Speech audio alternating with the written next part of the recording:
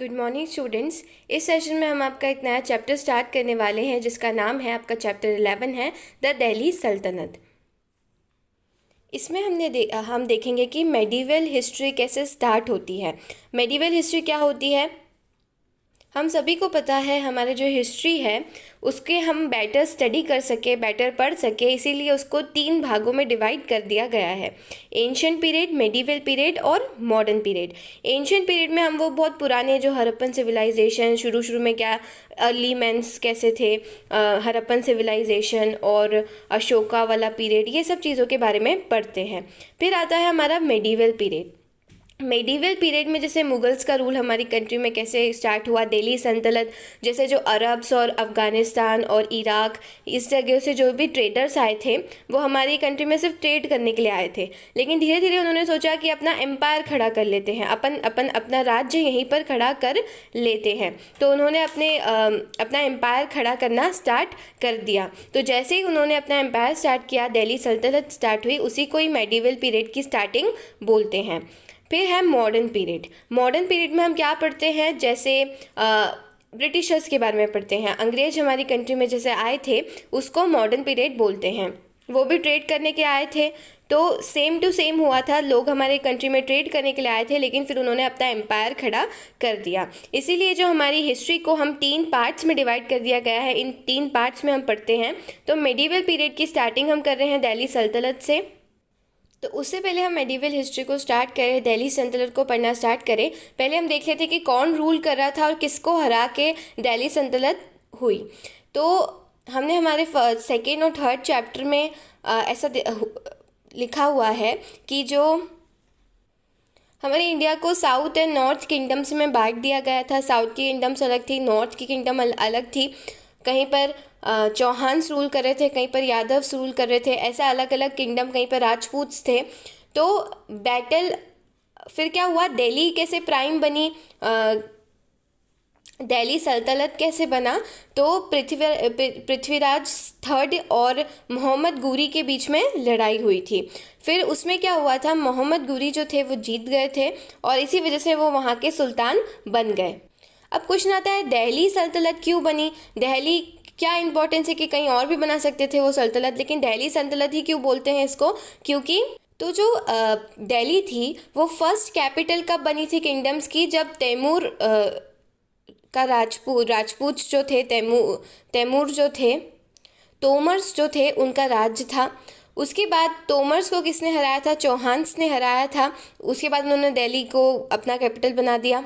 फिर चौहान्स ने वहाँ पर रूल किया, उन्होंने बहुत अच्छा रूल किया था। उन्होंने दिल्ली को एक कमर्शियल सेंटर बना दिया था। बहुत सारे मर्चेंट्स आ गए थे वहाँ पर काम करने के लिए, बहुत सारे टेम्पल्स कंस्ट्रक्ट करा दिए थे उन्होंने, बहुत सारे कॉइन्स उन्होंने बना दिए थे, कॉइन्स इस्टेब्लिश कर दिए थे। तो चौहान जी रूल कर रहे थे। फिर क्या हुआ, मोहम्मद गोरी आए और फिर पृथ्वीराज और मोहम्मद गोरी के बीच में लड़ाई हुई और फिर पृथ्वीराज 3rd जो थे वो हार गए बैटल में। वो बैटल का नाम क्या है, 2nd बैटल ऑफ तराइन में जो पृथ्वीराज 3rd थे वो डिफीट हो गए, हार गए, और मोहम्मद गोरी जो है वो वहाँ के सुल्तान, दिल्ली के सुल्तान बन गए। और ऐसे स्टार्ट हुई दिल्ली सल्तनत। तो जो दिल्ली सल्तनत है उसमें 5 डायनेस्टीज़ हैं, आप हमेशा याद रखिएगा। 5 डायनेस्टीज़ कौन कौन सी हैं, सबसे पहले तो राजपूत डायनेस्टीज़ थी, ठीक है, तोमर्स रूल कर रहे थे, अंगापाला थे, उन्होंने रूल किया। उसके बाद चौहान्स आए, ठीक है, चौहान्स में पृथ्वीराज चौहान आए। फिर पृथ्वीराज चौहान भी जो बैटल हुई थी उसमें डिफीट हो गए। फिर आया मुगल्स का रूल, मुगल्स नहीं सॉरी, दिल्ली सल्तनत आई। तो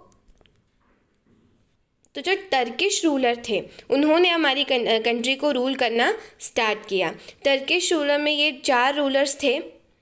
कुतुबुद्दीन ऐबक थे सबसे फर्स्ट, उसके बाद थे शमशुद्दीन इल्तुमिश, फिर रज़िया सुल्तान, और उसके बाद गयासुद्दीन बलबन। उसके बाद खिलजी डायनेस्टी स्थापित हुई, उसमें थे जलालुद्दीन खिलजी और फिर अलाउद्दीन खिलजी।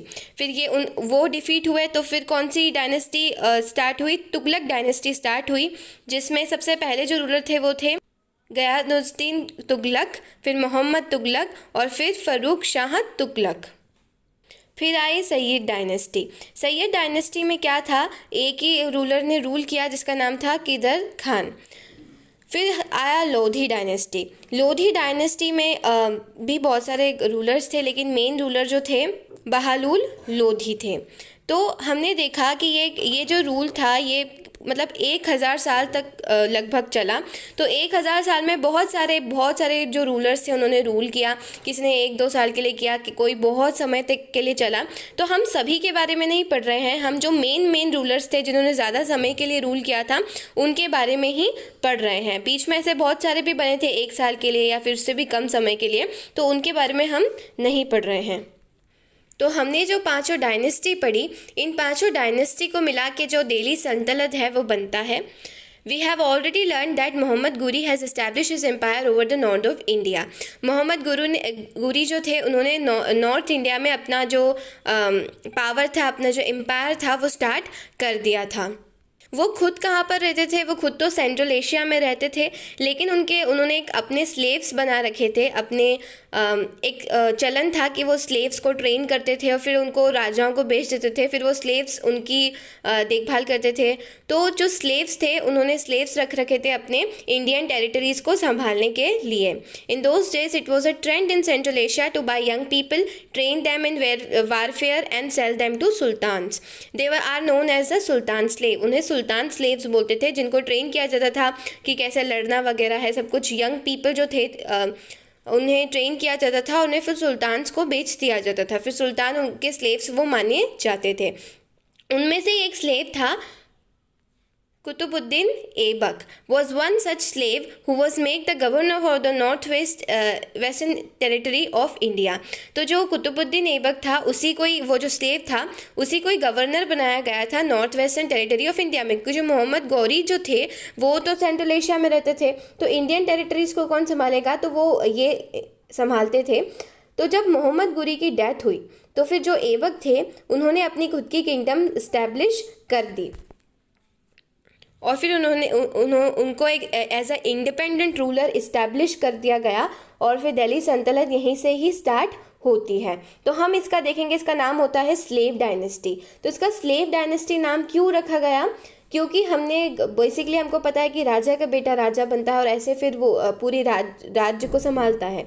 लेकिन इसमें क्या हुआ था कि एक स्लेव राजा बना था, ठीक है। मोहम्मद गुरी का स्लेव थे कुतुबुद्दीन ऐबक, तो इसीलिए इसको स्लेव डायनेस्टी बोला जाता है।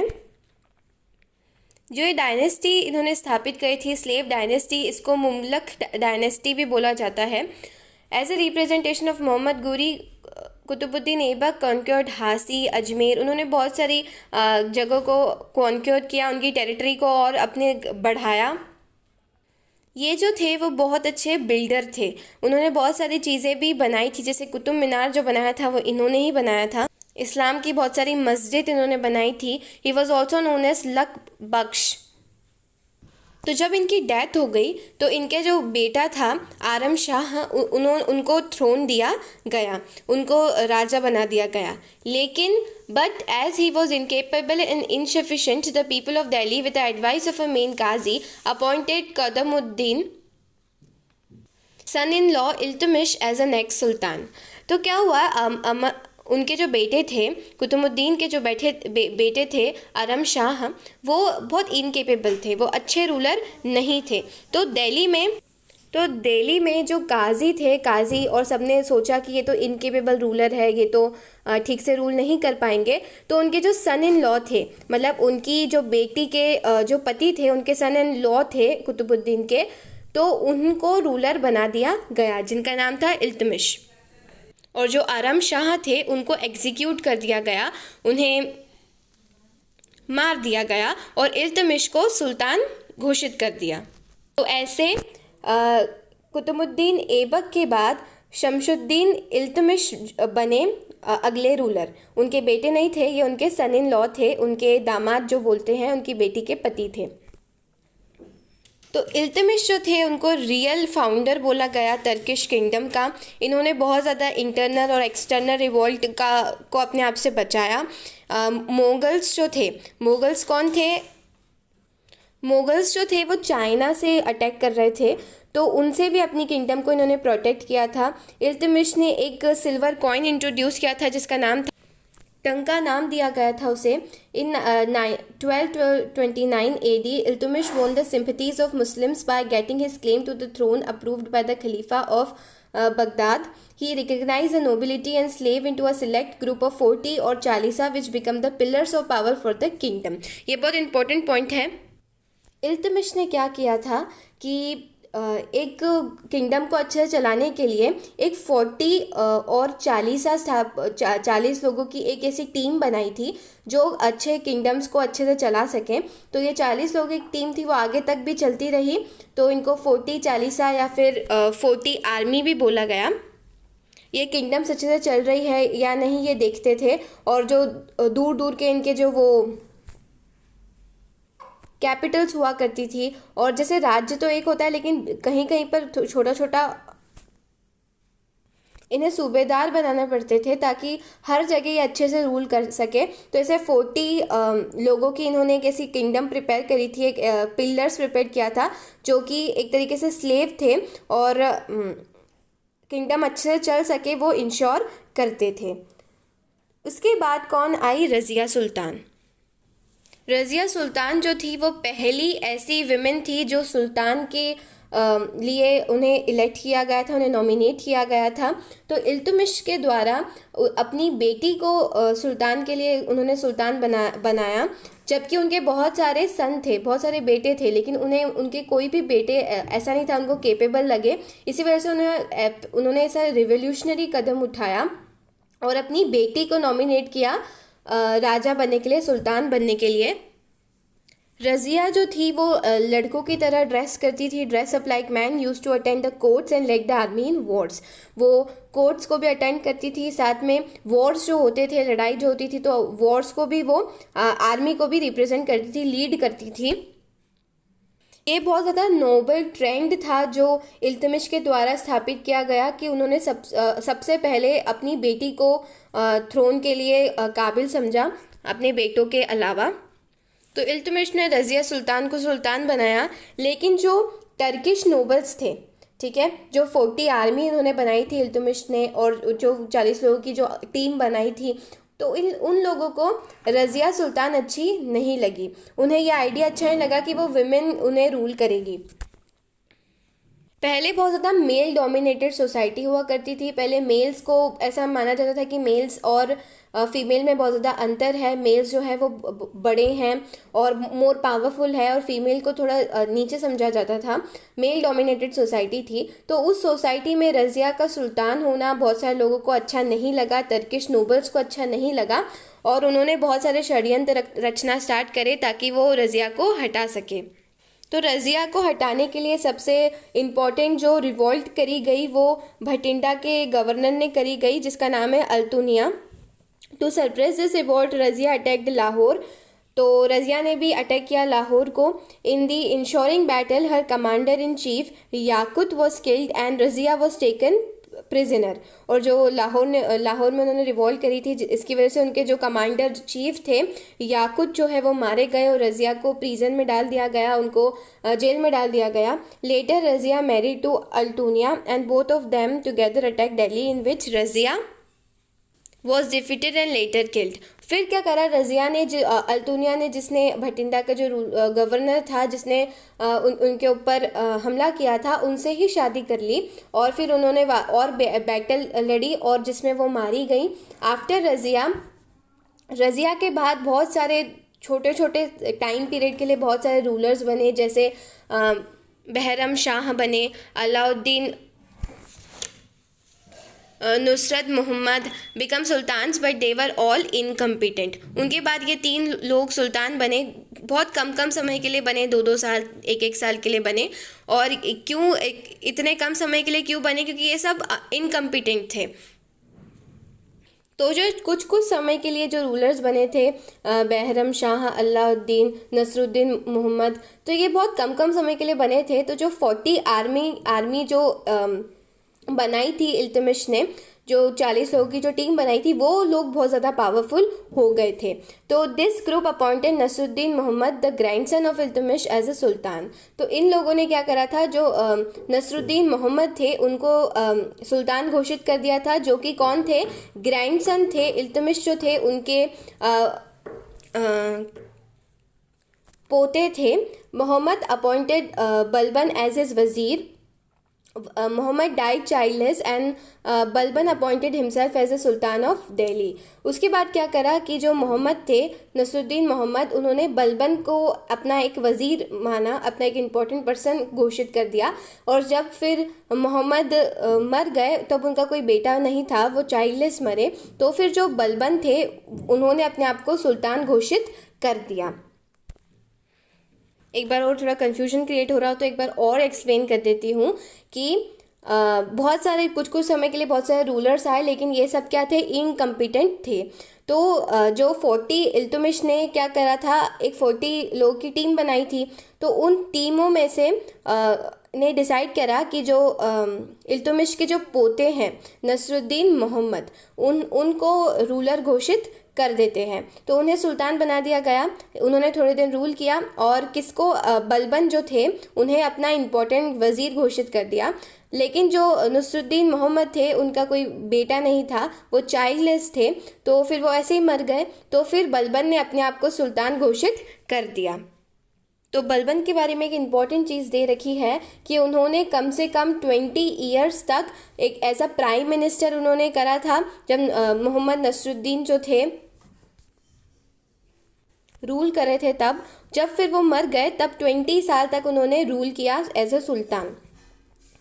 जो उन्होंने क्या करा था, जैसे ही वो रूलर बने, immediately after becoming the sultan, Balban boldly crushed the power of the 40 because he believed in the absolute power and prestige of the sultan। जैसे ही वो सुल्तान बने तो जो इल्तुतमिश ने जो 40 पीपल को एक इम्पोर्टेंट प्लेस दे रखी थी, तो उनको जो 40 आर्मी थी उन्हें सबसे पहले उन्होंने हटा दिया।